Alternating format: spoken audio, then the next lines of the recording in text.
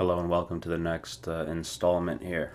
We've been delving into the idea of creative mode and survival mode. Survival mode being where you have the pressure of having to ask and answer questions in real time. No time to go check for an answer. You know that time passed, right?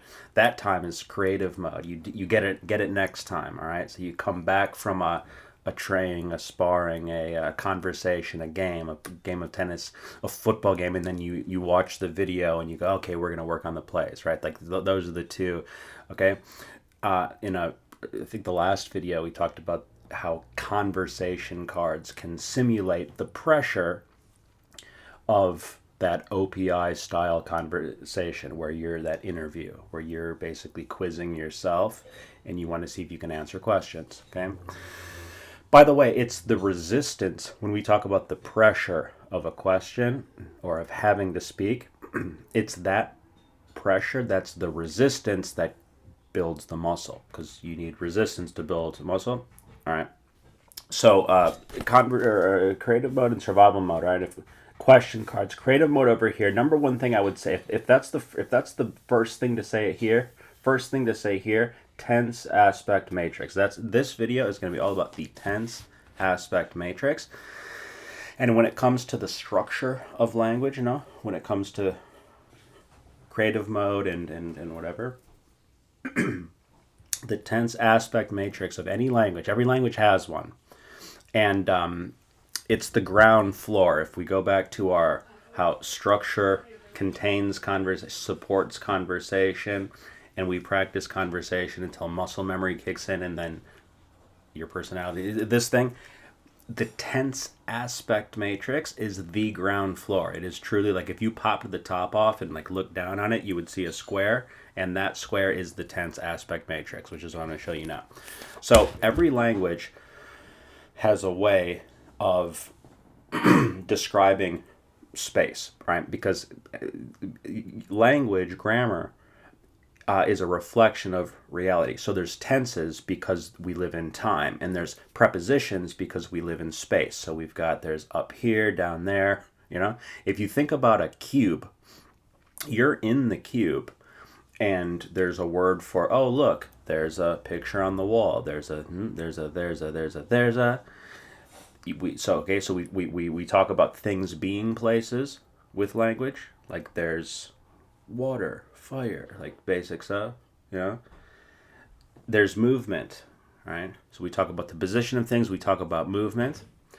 Now, if you think of that cube that we're in of space being different from one moment to the next, you could imagine a series of cubes that you've always been in. You're the same-ish, but the cube is changing, and that's time. So that's the fourth dimension, right? A three-dimensional cube, and then a series of cubes, which is the dimension of time, all right? So language describes that because I'm not in your cube, so if you want me to kind of see your cube, you have to use the code that is our language to describe the cube to me. And that's essentially what's going on. Always something. That's essentially what's going on with language, all right?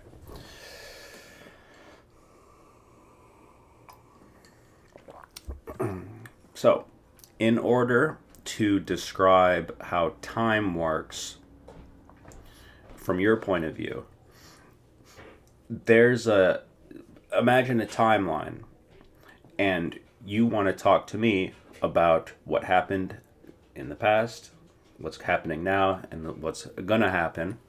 That's tense and aspect, okay? So the way to just understand tense and aspect is to put a verb timeline across the top. And normally I do this with spreadsheet. I'm going to do this all the time with this spreadsheet because it's very easy, much easier. But I don't know, I'm just doing this so we can, That's a verb timeline. Anything that happens, that happened, that's ever happened, right, is over here. Everything that happens, you get the idea, okay? Now, we have simple, continuous, and perfect coming down the the vertical axis, okay, simple, continuous, perfect. This is generally how English works. A lot of Spanish works this way. Some languages have different things, and so like it's worth understanding what tense and aspect is and like what the flavor of it all is, so that if you get into some language that does some weird stuff, so like I've been looking at this Wolof language, which is from the Senegal. It's sometimes it's different. So like languages see things in a different way sometimes. All right. So you know to get the idea, simple past. All right. Anything that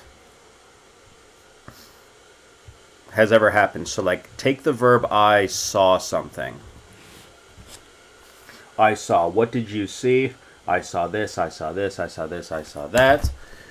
Generally, I see, I'm going to see would be your simple aspect. Simple is also sometimes what's known as habitual. So again, aspect. Tense is when it happens in time. Aspect is how it happens in time. Okay, how it happens. Habitually, for example. Give you an example of a habitual aspect. I eat meat. I'm not a vegetarian. I eat meat. I'm not eating meat right now. If I were eating meat right now, that would be in the progressive aspect or continuous aspect, like the fact that it's in progress. I'm having my dinner. I am drinking coffee right now. I have not finished yet. You see?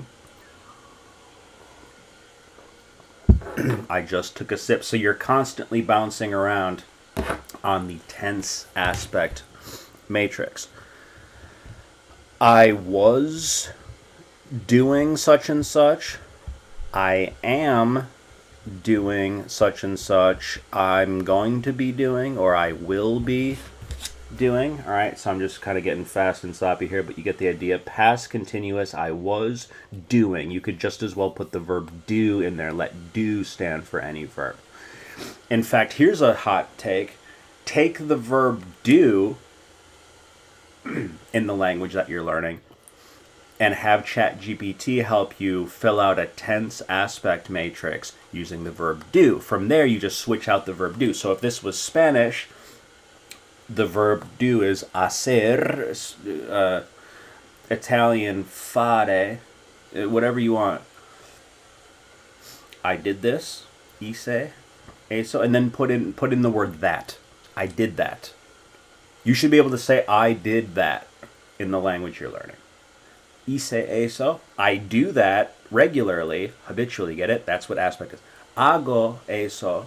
I do that. Hago. I'm gonna do that. Voy a hacer eso. I was doing that. Estaba haciendo eso. Present. Estoy haciendo eso.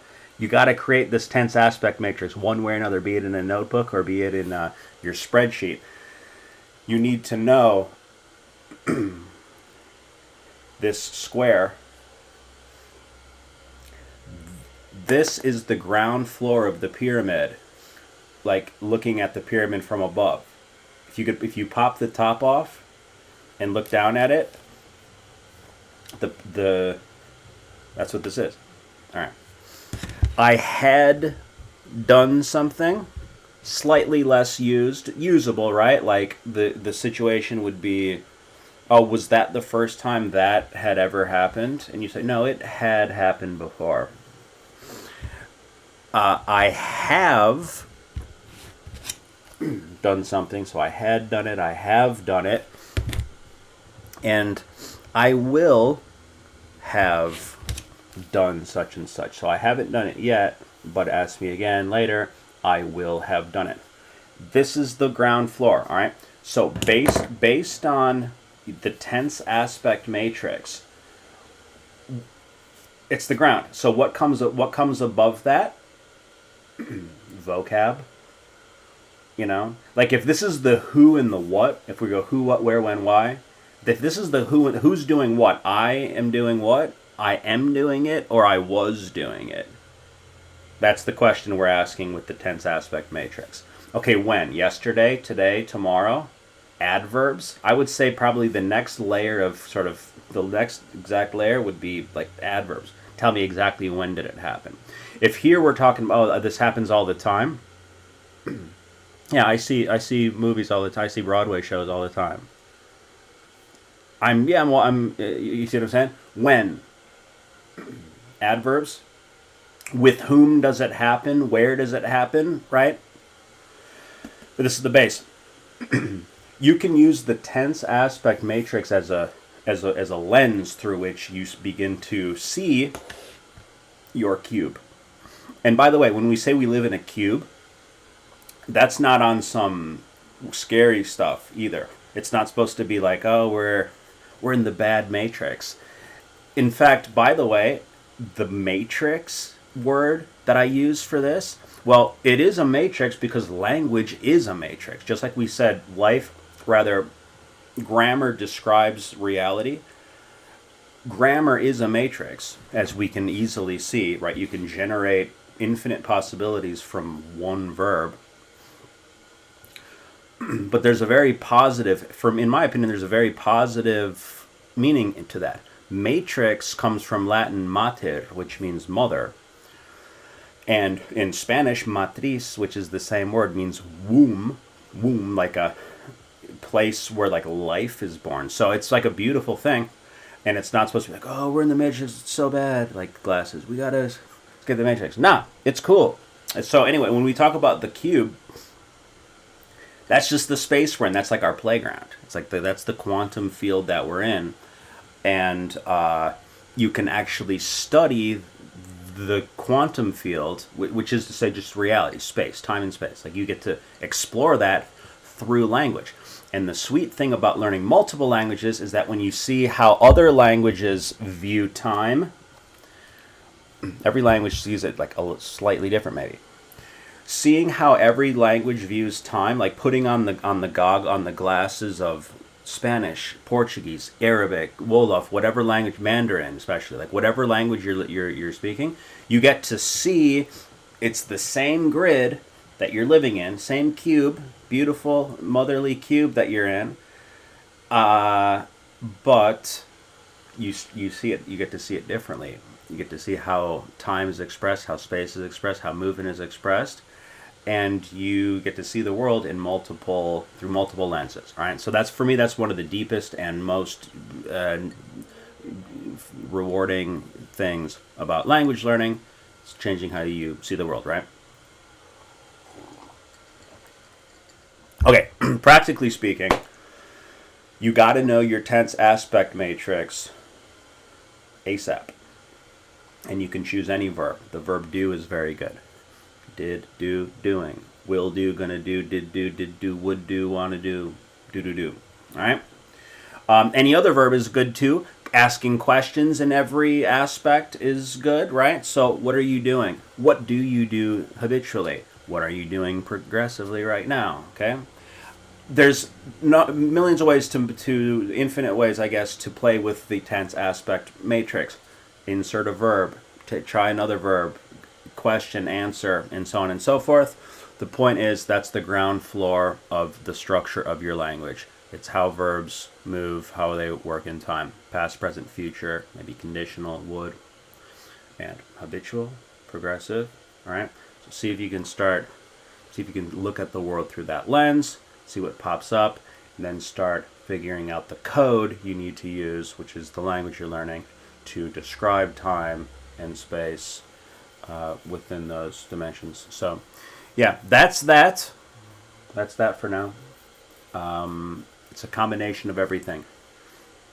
It's structure, and it's creative mode and survival mode. It's not one or the other. It's each creates the other. It's the yin and the yang.